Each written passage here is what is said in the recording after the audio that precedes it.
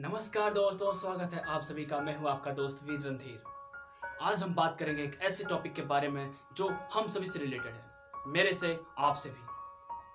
कहीं ऐसा ना हो कि ये कहानी आपके भी जीवन से कहीं ना कहीं जुड़ता हो।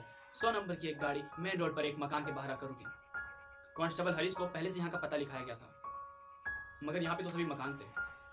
तो खाना किसने मंगाया होगा, ये सोचते हुए कांस्टेबल हरीश ने उस नंबर पे कॉल बैक किया जिस नंबर से उसे 10 मिनट पहले कॉल आया था। हेलो, मैं हरीश बोल रहा हूँ, क्या आपने ही खाना मंगवाया है? मैं मकान संख्या 111 के सामने खड़ा हूँ। उधर से आवाज आई, हाँ आप वहीं रुकिए, मैं तुरंत आता हूँ। 1 मिनट के अंदर एक सज्जन व्यक्ति घर से बाहर निकले। यह देखते हुए हरीश गुस्से से आंख बबला हो गया। उसने कहा, आपको शर्म नहीं आती इस तरह गरीब के हिस्से का खाना मंगवाते हुए? अगर गरीब के हिस्से का खाना आप जैसे अमीर खाएंगे तो क्या होगा? मेरा यहाँ आना ही व्यर्थ था। सज्जन व्यक्ति बोले, साहब ये शर्म ही तो है जिसने हमें यहाँ तक पहुंचाया है। सर्विस लगते ही शर्म के मारे हमने लोन लेकर के मकान बनवा लिया और सैलरी का आधा से ज्यादा हिस्सा मकान के किस्त पूरा करने में लग गई और आधी बच्चों की परवरिश में। जब पेंशन भी ना बचा तो हमने मकान का एक हिस्सा किराए पे लगा दिया, मगर लॉकडाउन के चलते वो किराया भी नहीं मिला। बच्चे की सर्विस ना लगने के कारण जो फंड हमने बचाए थे उसे भी बच्चे के व्यवसाय में लगा दिया। अब बच्चा जो भी कमाता गया वो उसे उसी व्यवसाय में लगाता गया। सेविंग के नाम पर उसने एक बार भी नहीं सोची। इस लॉकडाउन में अब उसका व्यवसाय भी ठप हो गया है। पहले हम 1 साल का गेहूं चावल घर में रख लेते थे, मगर बहू को ये ओल्ड फैशन लगा।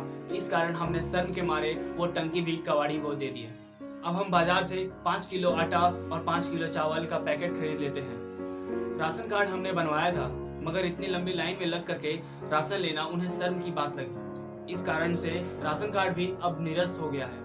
बहू का जनधन अकाउंट भी हमने खुलवाया था, मगर एक बार भी उसमें लेन देन न होने के कारण वो खाता भी बंद हो गया।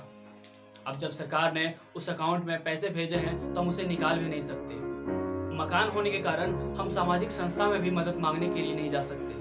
अब जब पोता भूख के कारण रोने लगा तो हमने अपने शर्म को किनारे रखते हुए 100 नंबर पे कॉल कर दिया। अब आप ही बताओ साहब, हम क्या करते? इन दीवारों ने तो हमें अमीर बना दिया साहब, पर अंदर से खोखला कर दिया।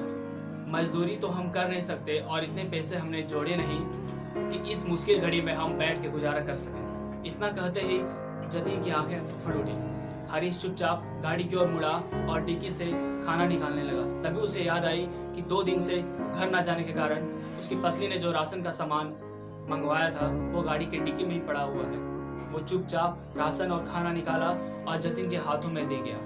अब वो फिर से किसी ऐसे अमीर और लाचार लोगों की तलाश में निकल गया था जो भूख के कारण कुछ नहीं कर सकते, जो इस लॉकडाउन में विवश थे।